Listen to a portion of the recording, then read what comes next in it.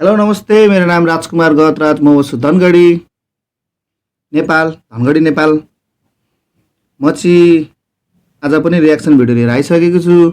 आजको reaction video चाहिँ हिन्दी गीत छ। मलाई यहाँ एउटा कमेन्टमा गरिरहनु भएको छ एकजना, तर मैले माफ गर्नु होला, मैले उहाँको नामै पढ्न जानेन। के हो यो नाम पढ्न आएन, त्यसको लागि चाहिँ माफ गर्नु होला। म एउटा भिडियो चाहिँ उहाँको गीतको एउटा गीत चाहिँ के भन्छन्, अस्ति एउटा सुनेको हिन्दी रहेछ। सुन्न चाहिँ म सबै सुन्छु, तर रियाक्सन चाहिँ एउटा भिडियो गर्छु ब्रो, होइन? तपाईँको लागि मेरो भोइस, मेरो बोलीलाई बुझ्नुहुन्छ भने राम्रोसँग हेर्नु होला। मैले गीत बुझ्दैन, हिन्दी भाषा बुझ्दैन, हेर्नुहोस्। नबुझ्ने गीत पनि रियाक्सन गर्छु। कस्तो रियाक्सन हुँदो रहेछ मेरो, मैले कतिको भाइब लिन्छु। मैले नबुझ्ने गीतबाट लिने भनेको भाइब मात्रै हो, बुझ्दैन शब्दहरू चाहिँ। तैपनि रियाक्सन भिडियो गर्छु, हेरिदिनुहोस्। अनि मेरो बिल्ला भएको तपाईँहरू हेरेर मजा लिनु होला। गीत चाहिँ म एउटा यसै ऱ्यान्डमली लिइहालेँ यो गीत। इन किताबों ने बड़ा जुल्म किया है मुझ पर।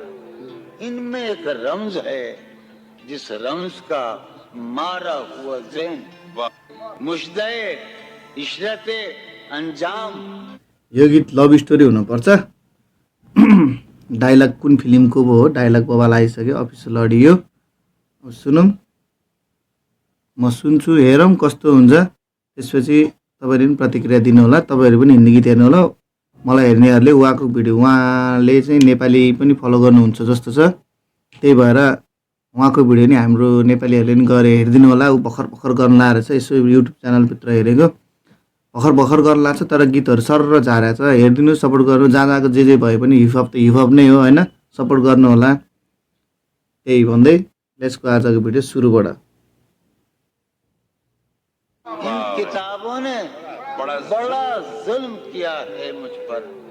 इनमें एक रम्ज है जिस रम्ज का मारा हुआ ज़हन मुश्दे इशरते अंजाम नहीं पा सकता। जिंदगी में कभी आराम नहीं। क्या सोचता हूँ गाने क्यों बनाता तेरी याद में ही, तेरे आने की खबर है लेकिन अब आस नहीं करता हूँ महसूस काफी, पर तू मेरे पास नहीं। जिंदगी को शायद अब मैं जी रहा हूँ ख्वाब में ही, दर्दों ने बनाया शायर लिख दी है बातें मैंने, खौफ नहीं मौत से भी जिंदगी है काटी मैंने। सोचता था लिखूंगा किताब सारी लाज़, अंधेरे से है डर लगा काली कर दी रातें मैंने बोला कहाँ ज्यादा तूने कब सुना। टूटा है ये दिल मेरा या मैं टूटा 10 गुना, ढूंढने को निकला जब मैं साथ तेरा, मिली मुझे बेवफाई मुझे बस मिला एक गुना। माफ करना मुझे अगर मर जाऊंगा कल, सूली देना प्यार से मैं चढ़ जाऊंगा, पर जिंदगी की दौड़ तू भगाना बस। मैले बुझेँ है, अलिकति बुझ्न त हल्का हल्का सबै बुझेँ है, मलाई भन्न चाहिँ आउन्न। फेरि रेडी गर्छु। बुझ्न त अलिअलि गीत म्युजिक भएपछि, नेपाली जस्तै भाषा भएपछि थोरै चाहिँ बुझिँदो रहेछ। मैले बुझिरहेको छु अलिअलि, तर मैले बुझाउन चाहिँ सक्दैन रहेछ। कुरो चाहिँ त्यति हो। यहाँ अलिकति रि गरेर सुनौँ। म झुन्डिन पनि तयार छु सुलीमा मायाको लागि भने जस्तो लाग्यो कि कसो हो, के हो? ढूंढने को निकला जब मैं साथ तेरा, मिली मुझे बेवफाई मुझे बस मिला एक गुना। माफ करना मुझे अगर मर जाऊंगा कल, सूली देना प्यार से मैं चढ़ जाऊंगा, पर जिंदगी की दौड़ तू भगाना बस। तू इतना मेरी माँ हो मेरे आगे, अब जो लौटूंगा मैं घर। मैंने लिखे खत काफी जला दिए फलसफे, आना मत तू खाली हाथ आना, थोड़ा वक्त लेके गीला कर दो शायद मुझे कफन चाहिए। मुझे अब तो मेरी ख्वाहिशें भी दफन चाहिए। मुझे जरा सा है खौफ नहीं है टूटना मंजूर, मिला गम जो तेरा मुझको डूबना मंजूर। मिल गई तू शायद जिसको उसका ही नसीब है, दूर होके मुझसे काफी लगता तू करीब है। बिगाड़ के तुम जिंदगी बनाना भूल गए हो तुम ऐसे कि अब आना भूल गए। कर दिया है सितम मुझ पे तूने ऐसा हमनवा, एक शख्स से मोहब्बत की जमाना भूल गए। इतना मिला दर्द की बताना भूल गए, प्यार भी करते थे पर जताना भूल गए। खोया इतना ज्यादा कि अब पाना भूल गए, तुम मोहब्बत तो करते थे पर बताना भूल गए। देखने को तरसे बिचमा मेरो फोन आइदियो केटा हो। फोनलाई म यसरी काट्छु अहिले चाहिँ। देखने को तरसे मेरी रूह जरा गौर कर, मिला दर्द मुझे कम थोड़ा सितम और कर, भटक रहा चाह तेरी देखता हूँ राह तेरी, चांद जैसे गम हुआ है जैसी हम निगाह थे, है फरिश्ते सुनते मुझको पूछते सवाल, मेरा खून से है सने हाथ फिर भी न मलाल तीर, थम गई आवाज मेरी फिर वो आखिरी थी, रहमत खुदा की सारी वरना मुझ में आशिकी, बस कर तू जान मेरी सबर मेरा टूट चुका, मत कर सवाल मुझसे रब मेरा रूठ चुका, इजादा तू मैं करता है मंजूर तेरी सजा होगी, मौत की है कलम उठी पीछे कोई वजह भी होगी।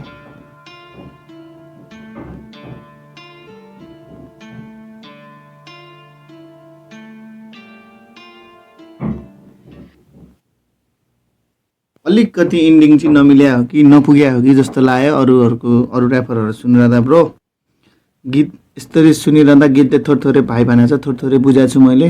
मैले हिन्दी अलिक बुझ्दैन कि, हिन्दी इङ्ग्लिस केही पनि बुझ्दैन, थोरै बुझिरहेको छु, थोरै त बुझेँ, तर अलिकति लास्टमा टुङ्ग्याउने बेलामा पनि अलिक मजाले भाइ मस्त टुङ्गाइदियो। या यो गीतमा चाहिँ अझ बिचतिर कतै कोरस भएको भए दामी हुने के होइन, कोरस भएको भए राम्रो हुन्थ्यो होला जस्तो। यो गीतको यो भर्सहरूमा चाहिँ 2टा भर्स अनि बिचमा कोरस, लास्टमा पनि कोरस होइन, दामी। बरु सिङ्गरलाई कोरस गर्न लाएर नर्मल सिङ्गर या आफै पनि सिङ्गर बन्न सकिन्छ, सुरुमा कोरस भएको भए अझ बेटर हुन्थ्यो। तर जे जस्तो छ अहिलेलाई पनि ठिकै छ, सुन्दा भाइ रहेछ।